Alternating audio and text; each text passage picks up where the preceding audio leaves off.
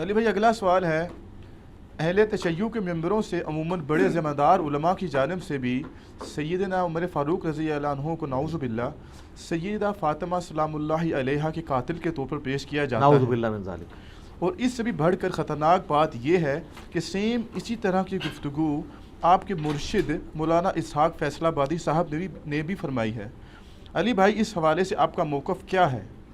میں موقف تو اپنا بعد میں دیتا ہوں نا، پہلے تو یہ مولانا اسحاق صاحب کے اوپر جو اہل حدیث نے جھوٹ باندھا ہے نا، اللہ تعالیٰ ان کو ہدایت دے۔ ان لوگوں نے مولانا اسحاق صاحب کے ساتھ 2 نمبری کی ہے، اور اس کے باوجود مولانا اسحاق صاحب نے اپنی زندگی میں ویڈیو ریکارڈ بھی کروا دی تھی، کلیریفیکیشن دی تھی کہ آپ نے میری ویڈیو آؤٹ آف کنٹیکسٹ پیش کی ہے۔ 40 اہل حدیث علماء نے مل کے ان کے اوپر گمراہی کا فتویٰ لگایا، حالانکہ مولانا اسحاق صاحب نے ریٹن میں ان کو دیا تھا کہ میری یہ بات یوں نہیں یوں تھی۔ وہ چونکہ اہل تشیع نے بھی آدھی ویڈیو کاٹ کے چڑھائی۔ سر آپ اپنے بابوں کی آدھی ویڈیو کاٹ کے چڑھائیں، میں کبھی بھی اس کے اوپر کلپ نہیں بناؤں گا جب تک میں پوری بات دیکھ نہ لوں۔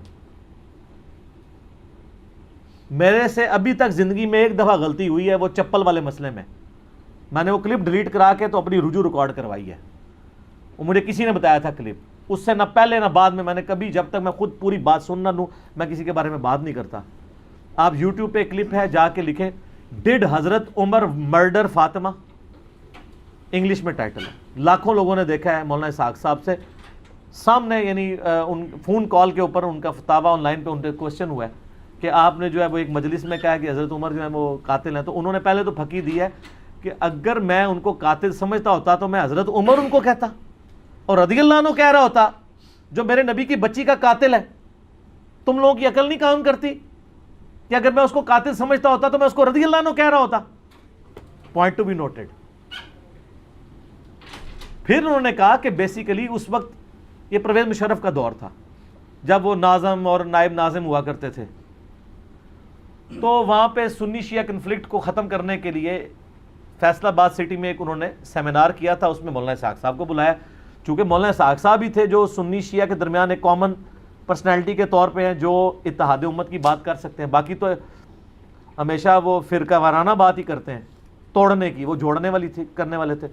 اس میں انہوں نے یہ بات کی تھی کہ جب شیعہ کو یہ بتایا گیا ہے شیعہ کے حوالے سے کہ حضرت عمر قاتل ہیں حضرت فاطمہ کے، نعوذ باللہ، تو انہوں نے گالیاں دینی ہے نا، انہوں نے یہ نہیں کہا تھا کہ میرا یہ عقیدہ ہے، اور ساتھ انہوں نے آگے جو بولا وہ انہوں نے کاٹ دیا۔ وہ ویڈیو وہ بھی لاکھوں لوگوں نے دیکھی ہے، پڑی ہوئی ہے، وہ آپ اوریجنل ویڈیو بھی دیکھ لیں بغیر کٹنگ کے۔ تو انہوں نے کہا سنیوں کو تو یہ بتایا گیا ہے کہ یہ دل و جان سے نبی کے جانثار تھے ابو بکر و عمر، تو انہوں نے تو شانیں ہی بیان کرنی ہے نا، تو یہ انہوں نے کاٹ دیا۔ تو انہوں نے تو یہ بات بھی کی تھی۔ پھر انہوں نے کلیئر کیا کہ میں حضرت عمر کو نعوذ باللہ سیدہ فاطمہ کا قاتل نہیں سمجھتا، نعوذ باللہ من ذالک، استغفر اللہ واتوب الیہ۔ انہوں نے کہا کہ یہ سنی اور شیعہ دونوں کو گمراہ کیا نا جس کتاب نے، سنیوں میں تو بہت کم لوگ ہیں، شیعہ میں زیادہ ہیں، چونکہ یہ سودا مصائب والا بکتا ہے۔ تو مولانا اسحاق صاحب اکثر کہتے تھے، اور میں بھی شیعہ سے کہتا ہوں، وحدت امت والی ان کی ویڈیو میں انہوں نے کہا ہے کہ پہلے اصول اور مبادی طے کریں، اور یہ جو آپ محرم کے دنوں میں مصائب بیان کر رہے ہیں نا، ان مصائب کی پہلے اسناد بیان کریں اپنے اصول شیعہ کی احادیث کی کتابوں میں سے، اصول حدیث کے اوپر، جب ثابت ہوں تو پھر بیان کریں، کہانیاں نہ کروائیں۔ جیسے وہ اگلے دن میں نے وہ کتاب پڑھی ان کی صلح حسن کے اوپر آئی ہے، ظہور احمد فیضی صاحب کی، بڑی بڑی پھکی دی تھی انہوں نے، خود بریلویوں کو۔ انہوں نے کہا آپ تو کہتے ہو کہ شیخ عبد القادر جیلانی اولیاء کے سردار ہیں، اور تمام اولیاء کی گردن پہ شیخ عبد القادر جیلانی کا پاؤں ہے، اور جو یہ نہ مانے کہ شیخ عبد القادر جیلانی میرے سردار ہیں اور میری گردن پہ ان کا پاؤں وہ نہ مانے، تو اس کی گردن پہ خنزیر کا پاؤں۔ تو انہوں نے کہا میں پوچھتا ہوں کہ عبد القادر جیلانی کا مرتبہ ہے یا مولا علی کا مرتبہ زیادہ ہے؟ مولا علی کا۔ تو انہوں نے کہا جو مولا علی کی بیعت نہ کرے اس کی گردن پہ کس کا پاؤں؟ کڈی وڈی پھکی دیتی۔ عبد القادر جیلانی نو جو نہ منے او دی گردن دے اوتے خنزیر دا پیر، تے جڑا مولا علی نو نہ منے ان کی خلافت سے بغاوت کرے اس کی گردن پہ کس کا پاؤں؟ خنزیر تو وڈی شے لبنی پینی ہے۔ یہ پھکی دی انہوں نے۔ تو یہ مجھے ایک ضمناً ایک مدنی لطیفہ یاد آ گیا تو میں نے بیان کر، یہ اوریجنل بات انہوں نے لکھی ہے بڑے دلائل کے ساتھ۔ اچھا، یہ جو سیدہ فاطمہ کے حوالے سے مولانا اسحاق صاحب نے کلیریفیکیشن باقاعدہ اس میں دی ہے کہ میں نہیں مانتا ہوں انہوں نے کہا مصائب جتنے بیان کرتے ہیں پہلے ان کی آپ سند ثابت کریں.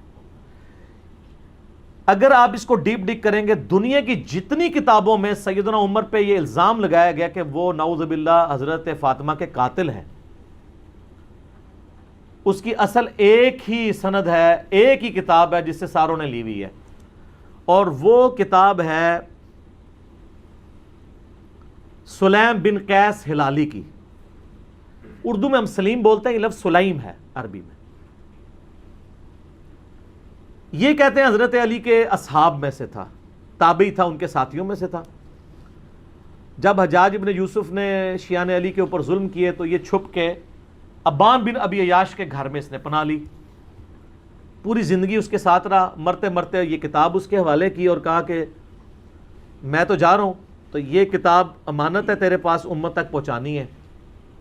اس کے بعد ابان بن ابی عیاش اس کتاب سے روایتیں بیان کرتا تھا. اب یہ نہیں پتا کہ یہ روایت اس کتاب میں لکھی بھی ہوئی تھی کہ نہیں، یہ وہ خود سے بیان کرتا تھا، کیونکہ ابان بن ابی عیاش خود کذاب ہے. کذاب بندہ اگر روایت بیان کر رہا ہو تو اس کی اتھینٹسٹی خود ہی ختم ہو جاتی ہے. ابان بن ابی عیاش وہ ہے جس کو صحیح مسلم کے مقدمے میں امام مسلم نے لکھا ہے کہ یہ کذاب جھوٹا راوی ہے. بلکہ دو تابعین تبع تابعین آپس میں ملاقات کرتے ہیں تو اور وہ اس کو بتاتا ہے کہ میں نے جو ہے وہ 1000 سے زیادہ حدیثیں ابان بن ابی عیاش سے سنی ہیں.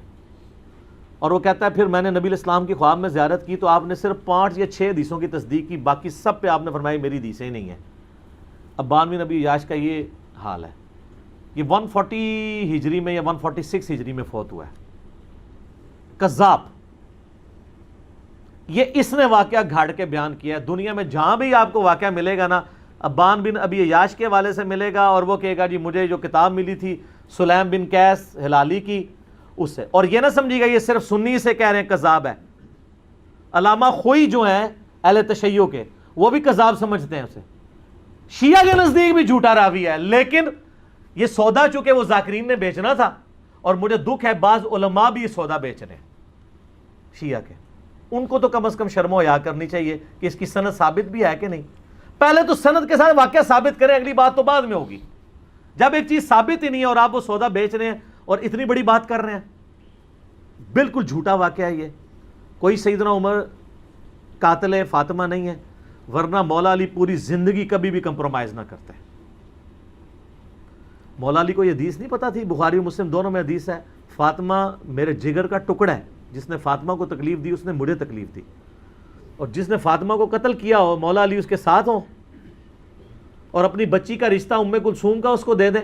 اور یہ وہ چیز ہے جو شیعہ کی کتابوں میں موجود ہے. وہ تعویل کرتے ہیں کہ جی وہ زبردستی لیا تھا. انکاری کوئی نہیں ہے، ذاکرین انکاری ہو جائے، ذاکرین تو ہے ہی جاہل ہے نا، ان کے پاس تو علم ہے ہی نہیں ہے. حضرت عمر چاہتے تھے میری اہل بیت کے ساتھ نسبت کام آئے مجھے قیامت والے دن، تو حضرت علی سے ان کی بچی کا رشتہ مانگا. تو اس طرح ہوتا. پھر حضرت علی رضی اللہ تعالیٰ عنہ چیف جسٹس کا عہدہ قبول کرتے حضرت عمر کے دور کے اندر کہ تو میرے بیوی کا قاتل ہے تو ہاں میں تیرا عہدہ قبول کرتا ہوں. اور ناج البلاغہ سے میں نے خطبہ بتایا، جنگ قادسیہ میں جانے سے روکا ہی مولا علی نے کہ عمر اگر تو مارا گیا تو پیچھے ہمارا ستیہ ناس ہو جائے گا. ان کی جان کو قیمتی سمجھتے ہوتے، اپنے بیوی کی قاتل، اور بیوی نہیں صرف جنتی عورتوں کی سردار. بخاری مسلم میں حدیث ہے میری بیٹی فاطمہ جنتی عورتوں کی سردار ہے، اور ترمذی میں آگے الفاظ ہیں حسن و حسین جنتی نوجوانوں کے سردار ہیں. تو ہم تو مولا علی کے ساتھ کھڑے ہیں بھائی علیہ السلام.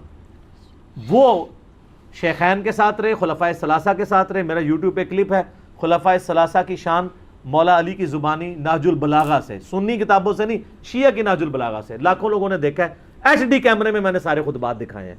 یہ بالکل جھوٹ ہے کہ وہ نعوذ باللہ سیدہ فاطمہ کے قاتل تھے، اور کہتے ہیں دروازہ پھینک دیا. اللہ کے بندو دروازے تو اس ٹائم ویسے ہی کوئی نہیں تھے. ہاں میں قرآن سے ثابت کرتا ہوں. قرآن میں آیا جب کسی کے گھر جاؤ تو اجازت لو. اعلیٰ ہونا چاہیے تھا دروازہ کھٹکھٹاؤ، کیونکہ اگلے زمانوں میں ابھی بھی گاؤں ایریا میں آپ چلے جائیں تو صرف پردے لٹکے ہوتے ہیں، باہر سے صرف آواز لگاتے ہیں میں اندر آ سکتا ہوں، عورتیں پردہ کر لیں چلے جاتے. اسی لیے تو مسلم شریف میں حدیث آتی ہے نا کہ نبی علیہ السلام کی چارپائی کے نیچے وہ ایک کتے کا پلہ چلا گیا تھا تو حضرت جبرائیل اندر ہی نہیں آئے تھے. اوریجنل سگے مدینہ، اصلی مدینے کا کتا ٹر گیا سی تے جبرائیل نہیں سنائے. پھر اس کو نکالا تو پھر وہ جبرائیل علیہ السلام آئے، ان کا ہم کتے والے گھر میں نہیں جا سکتے. سگے مدینہ والا بھی میرا کلپ دیکھ لیں. تو وہ سگے مدینہ کیسے پہنچ گیا اندر؟ صرف پردہ ہوتا تھا. آج بھی آپ اپنا دروازہ ختم کریں، پردہ لگائیں، بلیاں، کتے، یہ سارا کچھ آنا شروع ہو جائیں گے گھر، کیونکہ وہ کچن کے اندر پہنچیں گے. چوہے چونکہ ان کو وہ چھوٹی سی جگہ سے بھی نکل جاتے ہیں، اس لیے ان کو اجازت لینے کی ضرورت نہیں پڑتی. چوہے تو ماشاءاللہ آپ کے گھروں میں ہوں گے ہی، آپ کو پتہ ہی ہوگا، بھگترے ہوتے ہیں سارے. چوہے تو پینٹاگون کے اندر اتنے ہیں، آپ پتہ ہے ان کو بھی آئے دن وہ سیلنگ اتار کے تو سپرے کرنے پڑتے ہیں. چوہے تو سر امریکہ میں نہیں جیت سکتا، ایڈی وڈی شے ہے چوہا. تو دروازہ کو نہیں گرایا، وہ پردے ہی ہوتے تھے، دروازہ وغیرہ کو نہیں گرایا. یہ بالکل جعلی بات ہے، جھوٹی بات ہے، اور یہ فٹ ان نہیں بیٹھتی ہے. باقی ایک اس میں عرض کر دوں خطرناک بات. المصنف ابن ابی شیبہ میں ایک روایت ہے کہ حضرت علی کے گھر میں خلافت کے حوالے سے مشورے چل رہے تھے، اگرچہ حضرت ابوبکر صدیق کو وہ ایک حادثاتی طور پہ سقیفہ بنی ساعدہ میں خلیفہ چن لیا گیا. تو اس روایت میں آتا ہے کہ حضرت عمر آئے اور سیدہ فاطمہ کے گھر کے باہر کھڑے ہو کے انہوں نے کہا، اے فاطمہ آپ رسول اللہ کی بیٹی ہیں اور ہمیں دنیا میں رسول اللہ کے بعد سب سے بڑھ کر عزیز ہیں، لیکن مجھے پتہ چلا ہے کہ یہ زبیر اور علی اور انصار مدینہ آپ کے گھر میں مشورے کرتے ہیں آ کے خلافت کے حوالے سے، جبکہ آپ کو پتہ ہے کہ حضرت ابوبکر کو خلیفہ چن لیا گیا ہے. آپ لوگوں نے بیعت نہیں کی ہے، وہ آپ کا اپنا حق ہے، لیکن اس کی وجہ سے مسلمانوں کی اگر آپ جمعیت کو توڑیں گے تو میں آپ کو وارن کرنے آیا ہوں کہ آئندہ مجھے اگر ایسی اطلاع ملی تو میں آپ کے گھر کو آگ لگا دوں گا. یہ روایت ہے المصنف ابن ابی شیبہ میں. اس سے بڑی بدبختی یہ ہے کہ بعض سنی علماء اس حدیث کو صحیح بھی سمجھتے ہیں. ہمارے جہلم شہر میں نا شیخ زبیر علی زئی صاحب کے نافرمان شاگرد غلام مصطفیٰ ظہیر صاحب حفظہ اللہ تعالی من الجنت والناس، انہوں نے باقاعدہ السنہ رسالے میں اس حدیث کا دفاع کیا ہے. اور ان کا اگر کوئی اس حدیث پہ یہ کہے گا نا کہ اس حدیث سے تو حضرت عمر کے بارے میں یہ مسئلہ کھڑا ہو رہا ہے، اور بخاری و مسلم حدیث ہے جس نے فاطمہ کا دل دکھایا اس نے میرا دل دکھایا، اور قرآن کی آیت ہے کہ جو اللہ اس کے رسول کو اذیت دیتے ہیں ان الذین یؤذون اللہ ورسولہ لعنہم اللہ فی الدنیا والآخرہ، دنیا اور آخرت کی زندگی میں اللہ کی لعنت ہے ان پہ، ان کے لیے عذاب تیار کر رکھا ہے. تو وہ کہتے ہیں میں ان کو یہ جواب دوں گا کہ اس سے تو حضرت فاطمہ کی فضیلت ثابت ہو رہی ہے کہ دیکھیں اس میں حضرت عمر کہتے ہیں کہ آپ ہمیں رسول اللہ کے بعد سب سے بڑھ کر عزیز ہیں.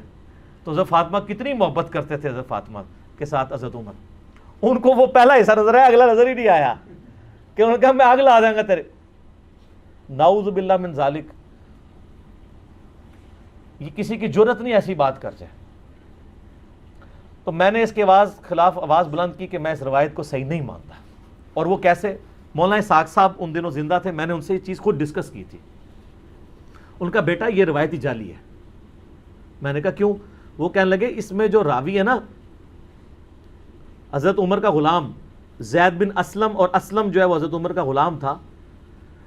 حضرت عمر کا غلام اسلم اس وقت حضرت عمر کی غلامی میں نہیں آیا تھا جس زمانے کا یہ واقعہ رپورٹ کر رہا ہے.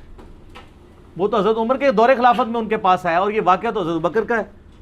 تو یہ اس نے سند بیان نہیں کی ہے. پھر میں نے شیخ زبیر علی زئی صاحب سے بھی ڈسکس کیا. انہوں نے کہا یار میں اس حدیث کو پہلے تو صحیح سمجھتا تھا، لیکن مجھے فیصل آباد سے بابا جی نے کال کی. کون؟ مولانا اسحاق صاحب. مولانا اسحاق صاحب جو ہے شیخ زبیر علی زئی صاحب کے بھی استاد ہیں ان معنوں میں. تو مجھے انہوں نے کہا شیخ صاحب بات یہ ہے کہ یہ روایت کو اگر آپ صحیح مانیں گے تو حضرت عمر کو کیسے بچائیں گے؟ یہ تو سند ہی پوری نہیں ہے اس کی، کیونکہ جو راوی بیان کر رہا ہے اس نے وہ زمانہ نہیں پایا. اگر وہ صحابی ہوتا تو ہم اس کی روایت قبول کر لیتے کہ کسی اور صحابی سے سنا ہوگا. تابعی کی روایت چھوٹی بھی نہیں قبول ہوتی. تو حضرت عمر کے بارے میں جو روایت ہے اس کو پھر شیخ زبیر صاحب کہتے ہیں کہ میں بھی اب اس کو صحیح نہیں مانتا. مولانا اسحاق صاحب کا موقف مضبوط ہے، لیکن جو ان کا شاگرد ہے زبیر علی زئی صاحب کا غلام مصطفیٰ ظہیر صاحب،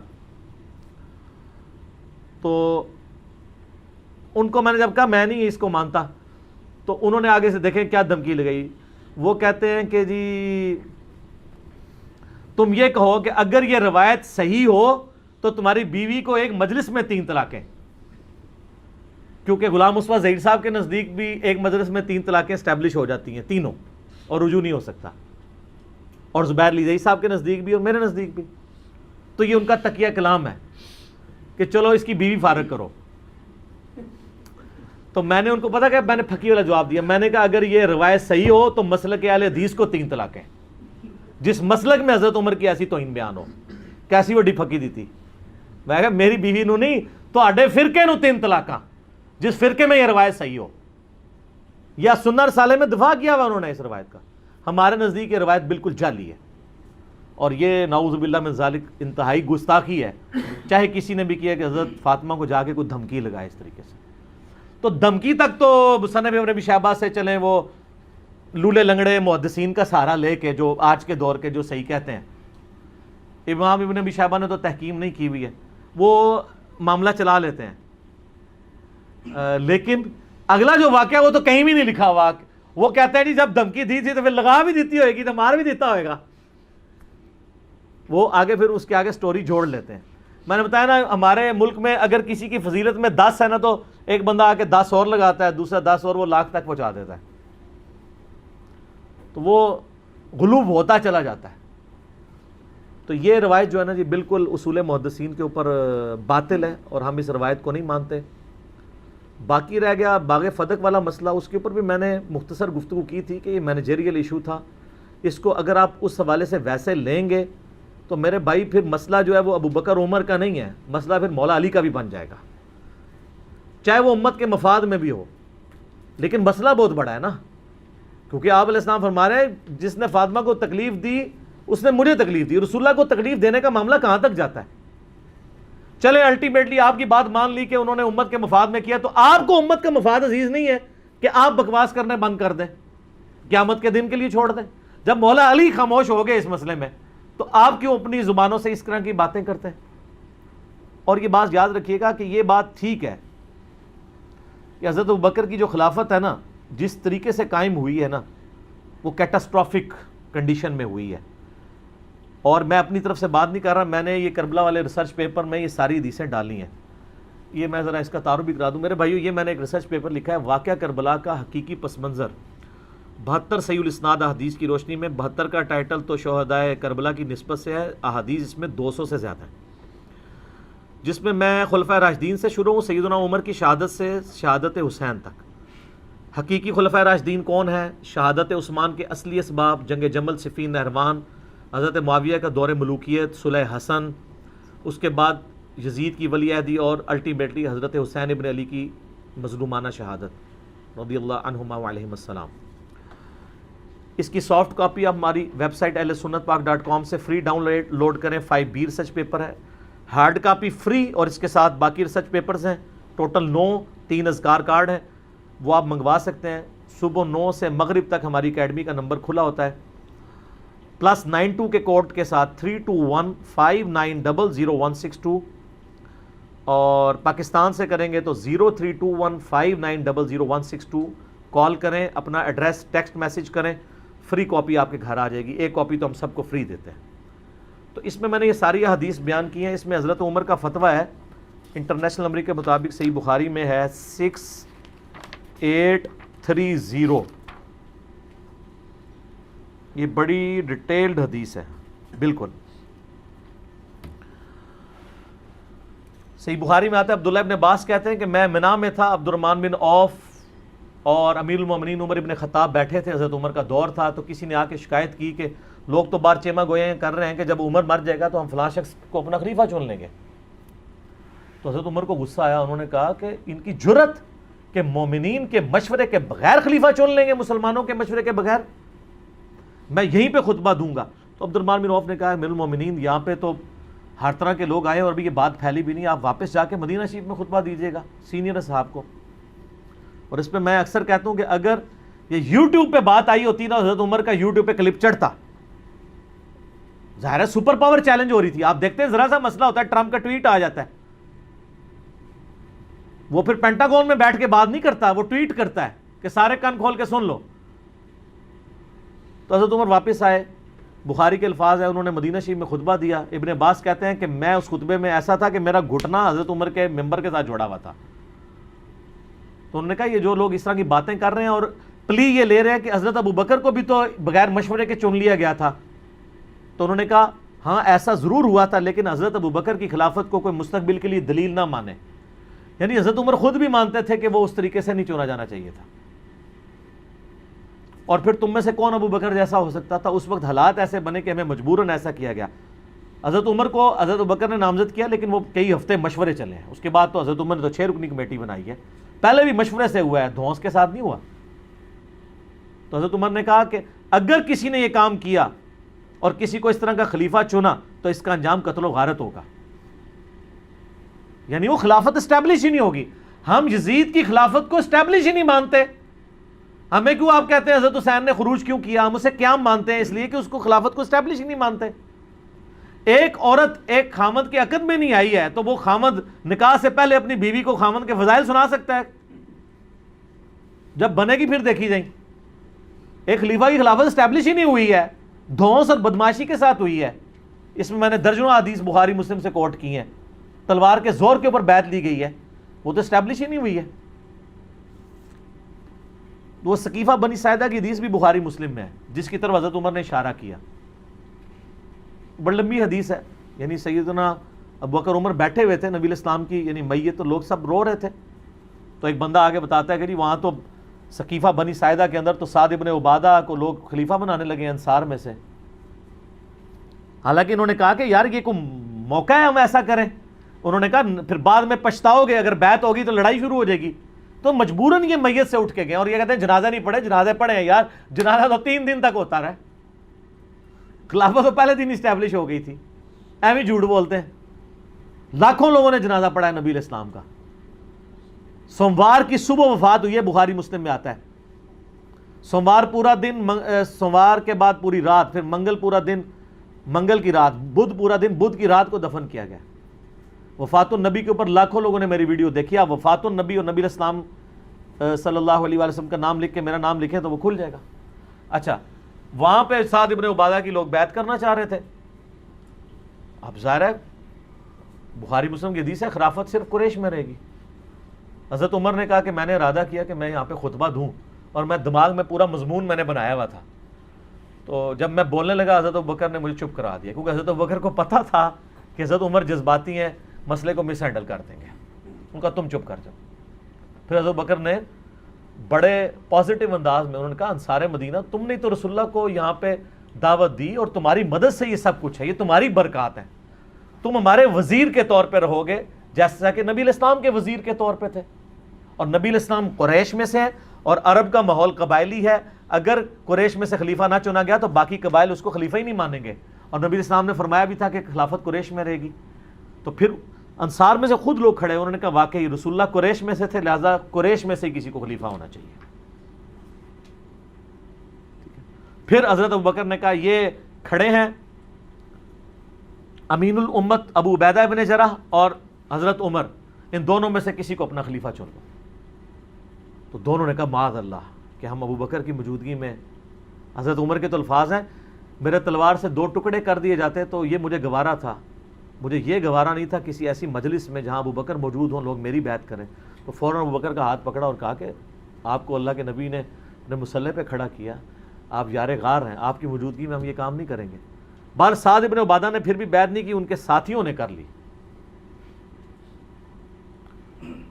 تو یعنی خزرج نے، اوس کے سردار تھے سعد ابن معاذ، وہ تو خندق میں شہید ہو گئے تھے، یہ خزرج کے سردار تھے. بعد میں حضرت عمر کی بھی بیعت انہوں نے کی لیکن کسی نے ان کو قتل نہیں کروایا. یہ تو بعد میں دھونس زبردستیاں شروع ہو گئیں. تو ملوکیت کے اندر حضرت علی نے بھی نہیں کیا تھا خوارج کو. جب وہ حضرت علی کے فوجیوں کو قتل کرنا شروع ہوئے تو ایز اے لاسٹ ریزارٹ جن لوگوں نے جتھا بنایا، چاہے خوارج ہوں چاہے جمل ہو صفین، وہ جتھا بنانے کے اوپر ہوا تھا ریٹ آف دی گورنمنٹ کو چیلنج کرنے پہ. اب بخاری مسلم کے آگے الفاظ ہیں کہ جب یہ بیعت ہو گئی تو پھر 6 مہینے تک حضرت علی نے بیعت نہیں کی. حضرت علی کے دل میں یہ دکھ تھا کہ انہوں نے مجھے کیوں نہیں مشورے میں شامل کیا، ہم اہل بیعت ہیں. ان 6 مہینوں میں حضرت فاطمہ بھی بیمار ہوئیں، فوت ہو گئیں۔ حضرت فاطمہ کی شہادت کے بعد، جس کو شیعہ شہادت کہتے ہیں، ہم اسے وفات کہتے ہیں، لیکن ہم ان کو شہادت بھی سمجھتے ہیں، کیونکہ مسلم میں حدیث ہے اگر کسی کے دل میں شہادت کی تمنا ہو، اس سے اپنے بسترے پہ بھی موت آئے، وہ شہیدی ہے۔ ان معنوں میں شہادت کہہ رہا ہوں، ویسے نیچرل ڈیتھ ہوئی ان کی۔ سیدنا علی نے پیغام بھیجا حضرت ابوبکر کی طرف۔ اس حدیث میں آتا ہے بخاری مسلم کی کہ لوگ جب تک فاطمہ زندہ رہیں تو حضرت علی کے ساتھ پھر بھی کچھ تعلق تھا، بعد میں لوگوں نے آنکھیں ماتھے پہ رکھنا شروع کر دیں۔ حضرت علی نے حضرت ابوبکر کو پیغام بھیجا کہ میرے گھر آئیں۔ آپ نوٹ کریں کہ امت کے امام ہیں اس وقت حضرت ابوبکر، خلیفۃ المسلمین ہیں، اور ایک عام شخص کہہ رہا ہے کہ مجھے آگے گھر ملے۔ وہ عام بندہ نہیں تھا، حضرت ابوبکر کو بھی پتا تھا یہ خلیفت نبی صلی اللہ علیہ وآلہ وسلم کے قریبی اہل بیت ہیں، اور میں خلیفت اور رسول ہوں، اس کا یہ مطلب نہیں ہے کہ میں اہل بیت سے اوپر ہو گیا ہوں۔ وہ آگے، اور حضرت علی نے کہا کہ دیکھنا عمر کو ساتھ نہیں لینا۔ یہ حضرت عائشہ روایت کر رہی ہیں، پوری حدیث بخاری مسلم میں، اور حضرت عائشہ کہتی ہیں کہ حضرت علی ناپسند کرتے تھے کہ عمر کو لایا جائے، کیونکہ حضرت عمر جذباتی تھے، اس وجہ سے، یہ نہیں کہ ویسے کوئی دشمنی تھی۔ تو حضرت عمر نے کہا میں آپ کو نہیں جانے دوں گا۔ ہائے ہائے، حضرت ابوبکر کہتے ہیں کہ واللہ رسول اللہ کے گھر والوں سے مجھے کوئی نیگیٹو امید نہیں ہے۔ ظاہر ہے اس زمانے میں آپ بلا کے کسی کو قتل کر دیں تو ختم۔ آج والا صاحب تو نہیں تھا کہ ایک وزیر اعظم ماریں گے تو اسی پارٹی کا دوسرا وزیر اعظم بن جائے گا، وہاں تو خلیفہ کا مطلب خلیفہ تھا۔ آپ صلی اللہ علیہ وآلہ وسلم کے اہل بیت کے ناطے حضرت ابوبکر نے پروٹوکول دیا، اور حضرت ابوبکر صدیق رضی اللہ تعالیٰ عنہ خود مولا علی کے پاس آئے ان کے گھر میں، آپ اندازہ کریں، ٹھیک ہے۔ اور حضرت ابوبکر کی حدیث بھی ہے صحیح بخاری کے اندر کہ محمد صلی اللہ علیہ وآلہ وسلم کے قرب کو ان کے اہل بیت کے قرب میں تلاش کرو، اور اس حدیث کو امام بخاری حضرت حسن و حسین کے چیپٹر میں لے کے آئے ہیں، امہات المومنین کے چیپٹر میں نہیں لائے۔ پوائنٹ ٹو بی نوٹڈ، حالانکہ وہ بھی اہل بیت ہیں، لیکن انہوں نے اہل بیت سے مراد حسن و حسین کو لیا۔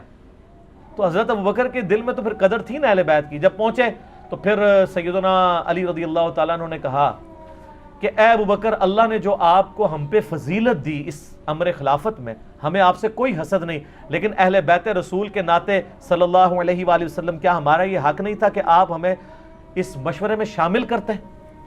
بس اتنی بات کی تو حضرت ابوبکر نے رونا شروع کر دیا۔ کیا مطلب؟ مان لیا کہ مسئلہ مس ہینڈل ہوا ہے، اگرچہ بد نیتی سے نہیں ہوا، وہ خزرج کی وجہ سے مس ہینڈل ہوا سقیفہ بنی ساعدہ میں۔ وہ جب رونا شروع کیا تو حضرت علی نے کہا بس۔ پھر حضرت بکر نے کہا اللہ کی قسم مجھے رسول اللہ کے گھر والے اپنوں سے بڑھ کے عزیز ہیں۔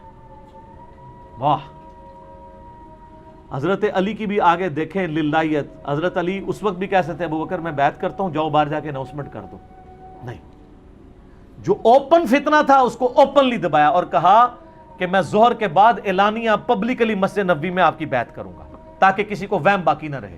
بخاری مسلم کے الفاظ ہیں، ظہر کی نماز کے بعد حضرت ابو بکر ممبر پہ چڑھے، خطبہ دیا اور حضرت علی کی بیعت میں ڈیلے کی وجہ بیان کی، اور اس کے بعد حضرت علی ممبر پہ چڑھے اور انہوں نے حضرت ابوبکر کے فضائل بیان کیے۔ حضرت ابوبکر نے حضرت علی کے فضائل بیان کیے اور حضرت علی نے حضرت ابوبکر کے، اور پھر کہا کہ میں بیعت کرتا ہوں۔ اور اس حدیث کی کنکلوژن ان الفاظ پہ ہوتی ہے کہ پھر سارے مسلمان حضرت علی سے خوش ہو گئے، ٹھیک ہے۔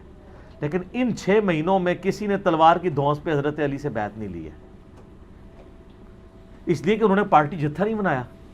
لیکن آپ ملوکیت کے دور میں آ جائیں، یزید کے ابا جی نے اپنی زندگی میں زبردستی بیعت لی اپنے بچے کے لیے، حالانکہ خود زندہ ہے۔ ایک بار میں 2 خلیفوں کی بیعت ہو بھی نہیں سکتی کہ میں جب مروں گا تو یہ ہوگا۔ صلح حسن سائڈ پہ رہ گئی جس میں یہ طے تھا کہ امت کو شورا پہ چھوڑو گے، تو یہ فرق ہے۔ حضرت عثمان کو دیکھ لیں، 300 بندوں نے 40 دن تک گھر کا گھیراؤ کیا ہے، کسی کو قتل نہیں کروایا۔ الٹا صحیح بخاری میں 695 نمبر حدیث ہے، صحابہ پوچھ رہے ہیں کہ نماز کیسے پڑھیں ہم ان کے پیچھے، مسجد پہ انہوں نے قبضہ کر لیا۔ انہوں نے کہا نماز تو مسلمانوں میں نیکی کا کام ہے، نیکی کے کاموں میں ان کا ساتھ دو، برائی سے الگ رہو، انہی باغیوں کے پیچھے نماز پڑھو۔ امام بخاری نے باب باندھا ہے باغی اور بدتی کے پاس پیچھے نماز پڑھنے کا حکم۔ حضرت عثمان کی خلافت سٹیک پہ ہے، پھر بھی حضرت عثمان کہہ رہے ہیں کہ نہیں، اولو العلم قائما بالقسط، میرا انکار کیا نا تو اسلام سے نہیں نکل گئے، نمازیں ان کے پیچھے پڑھو. اور تو ہنو کہانی کرائی گئی ہے کہ یہ کوئی یہودی سازش تھی. تو حضرت عثمان کہتے تھے یہودیوں کے پیچھے نمازیں پڑھو. یہ آپ ذرا شہادت عثمان کے جعلی نہیں اصلی اسباب بخاری مسلم کی روشنی میں اس میں پڑھیں گے نا اس پمفلٹ میں تو آپ کو پتہ چل جائے گا. تو بات کہاں سے کہاں چلی. مولا علی ابو بکر کے ساتھ بھی رہے، عمر کے ساتھ بھی رہے، عثمان کے ساتھ بھی رہے رضی اللہ عنہم اجمعین وعلیہم السلام اجمعین. لہٰذا اگر یہ سیدنا عمر قاتل فاطمہ ہوتے نعوذ باللہ من ذالک تو ایسا معاملہ نہ ہوتا. جھوٹ نہ بولا جائے، مصائب کو چسکا لے کے بیان کرنا بغیر سند کے اور اس میں بالکل علم کی پرواہ نہ کرنا اور جذبات کے ساتھ کھیلنا لوگوں کے، یہ بالکل علمی ظلم ہے. باقی میں نے حدیث قرطاس جو ہے وہ کاغذ قلم والی حدیث، وہ کہتے ہیں نا جی وہ نبی الاسلام کو آخری وقت میں وصیت نہیں لکھنے دی، اس کے اوپر 3 گھنٹے کا لیکچر دیا ہے. مسئلہ نمبر 55B وصی رسول کون ہے اور حدیث قرطاس کا تحقیقی جائزہ. میں نے ثابت کیا ہے کہ نبی علیہ السلام کا وصی قرآن ہے اور پولیٹیکل سکسیسر نبی علیہ السلام کی وصیت سے نہیں بلکہ صحابہ کی اجماع امت سے حضرت ابو بکر ہے. وصی کوئی بھی نہیں ہے. اس لیے ہم وصی رسول نہیں کہتے حضرت بکر کو، خلیفۃ الرسول کہتے ہیں. وصی کوئی نہیں، وصی قرآن ہے. ٹھیک ہو گیا جی.